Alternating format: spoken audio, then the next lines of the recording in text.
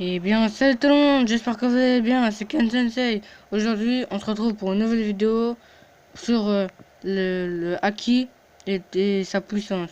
Bon, cette fois-ci, je vais dire les pouvoirs du haki, car le haki est un grand mystère dans l'univers de One Piece, même si le haki nous a révélé une grande part de son pouvoir. Allez, c'est parti. Donc, déjà, je vais vous expliquer les fonctionnements du haki et leur pouvoir. Déjà, je ne pense pas que le haki des rois peut juste mettre inconscient des personnes faibles. Et le haki de l'armement, c'est faire durcir ses bras pour attaquer ou se protéger.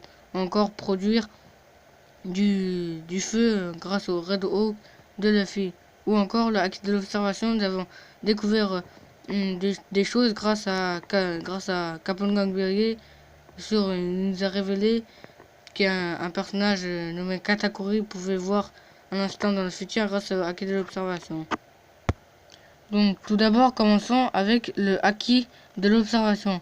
Bon, le haki de l'observation, selon moi, je pense que déjà nous savons que déjà il peut on peut voir on peut éviter les coups à l'avance des adversaires et il peut voir les auras à une certaine distance, comme Usopp l'a fait à Dressrosa, car elle a éveillé son acquis de l'observation. Mais moi, et nous avons appris par Kappa que Katakuri a tellement expérimenté son niveau de l'acquis de l'observation qu'il pouvait voir le futur un instant.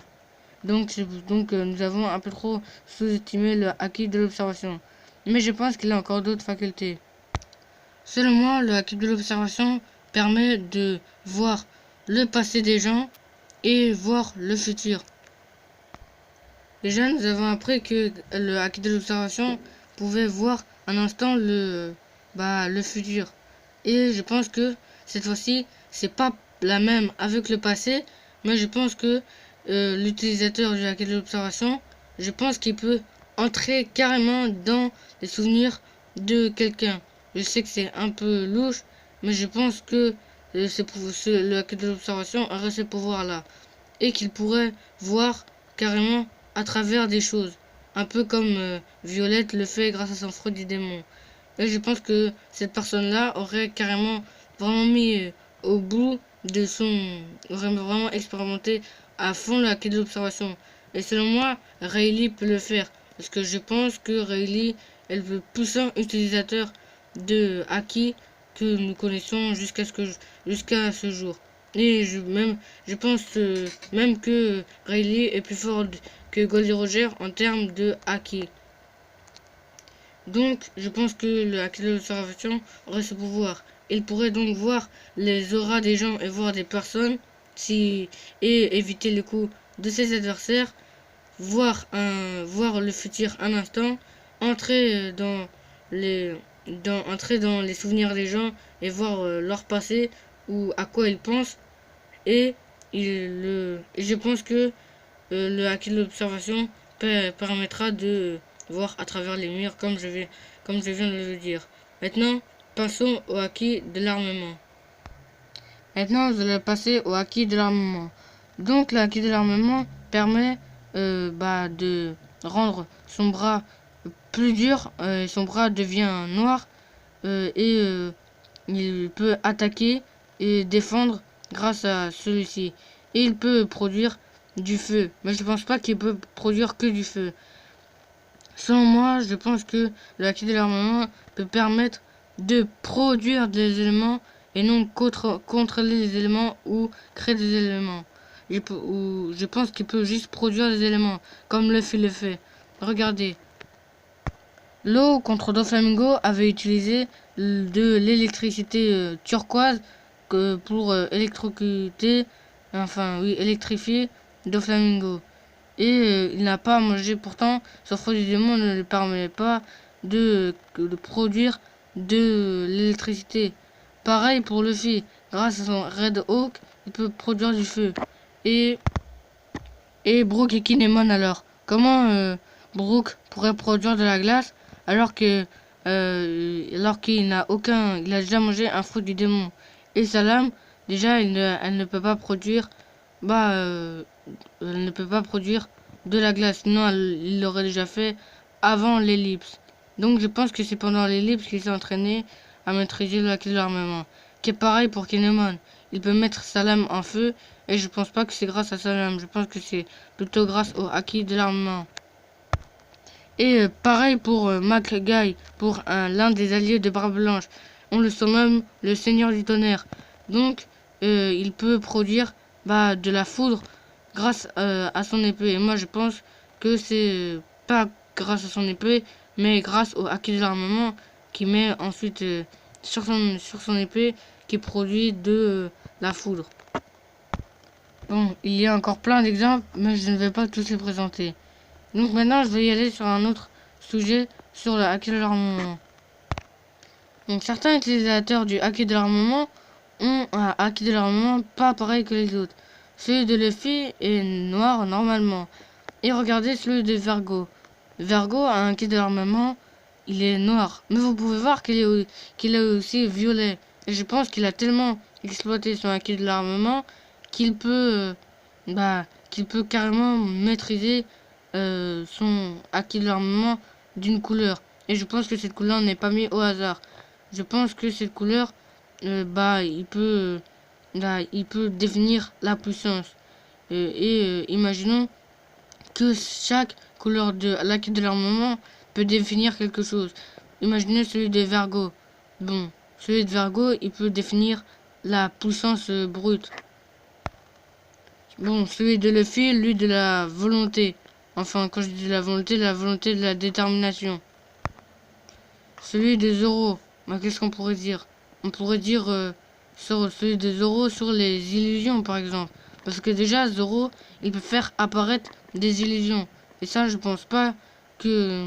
quand je dis qu'il peut faire apparaître des illusions, avant l'ellipse, contre Kaku, il a fait apparaître plein d'illusions. Surtout sa technique Ashura. Et je pense que c'est grâce aussi au hacker de l'armement. Et là, pour le fait, c'est la même. Regardez, son hacker de l'armement, il est noir, mais il est aussi rouge. Donc, je pense que ça signifie aussi quelque chose. Celui de Vergo, je pense que ça signifie la puissance brute. Et celui de Luffy, la puissance de la...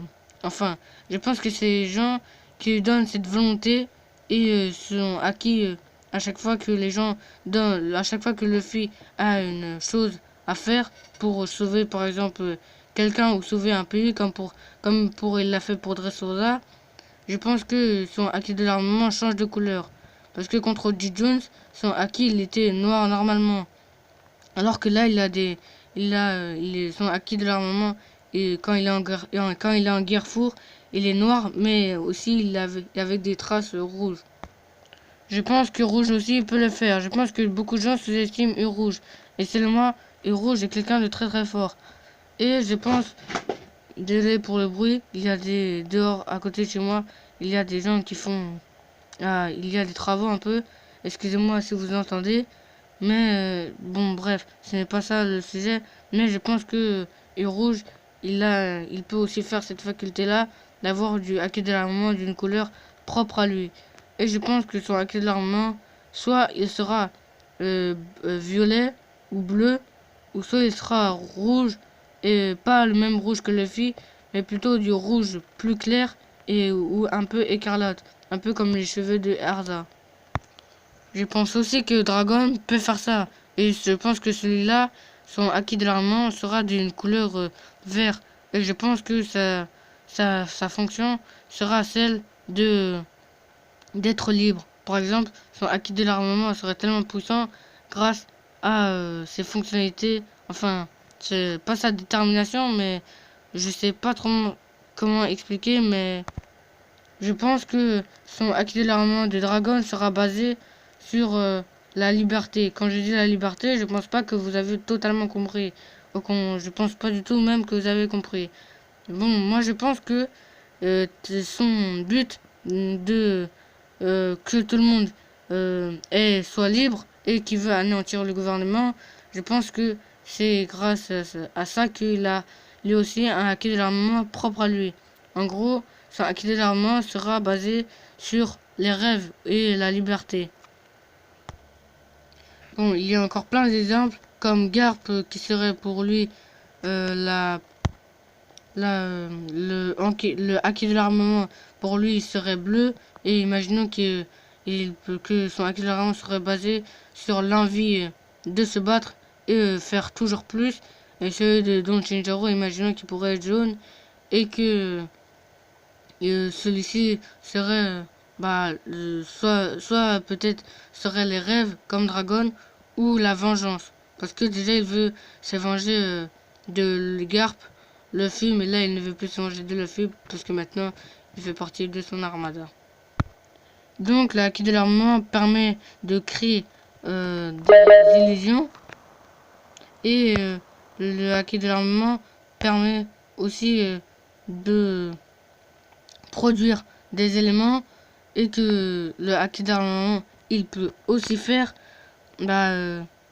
il peut avoir une couleur propre à lui selon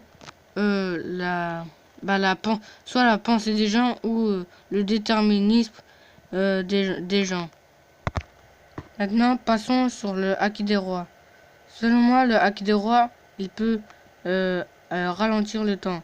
Déjà on sait qu'il peut rendre inconscient les gens faibles, et que il peut ralentir, et que je pense que le acquis des rois peut ralentir le temps. Déjà quand à Marineford, Luffy quand il avait éveillé, quand il avait utilisé le acquis de l'armement, vous avez pas vu que ça avait un peu ralenti? Je vous mets juste une petite vidéo pour voir. Regardez.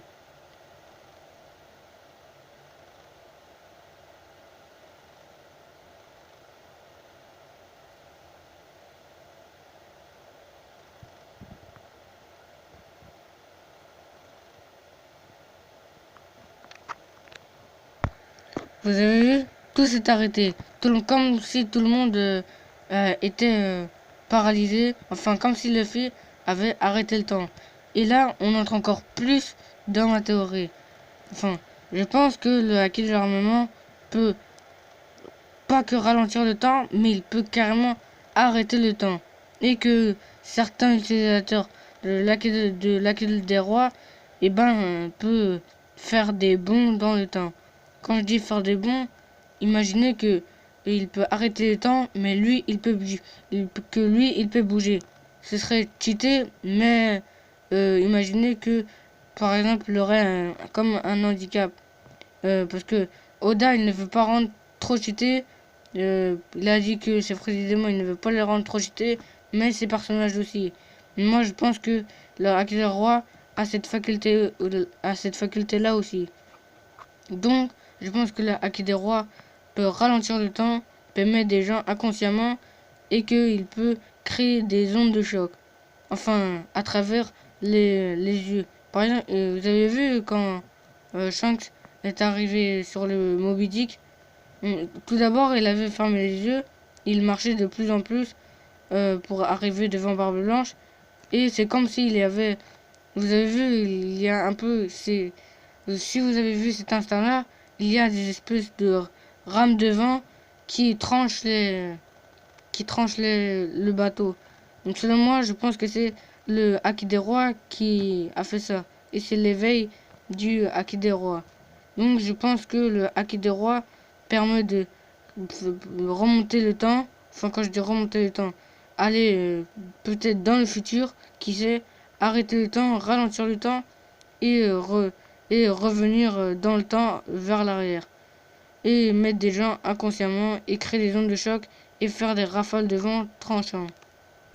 Bon voilà, c'était tout pour cette vidéo. J'espère que cette vidéo vous aura plu.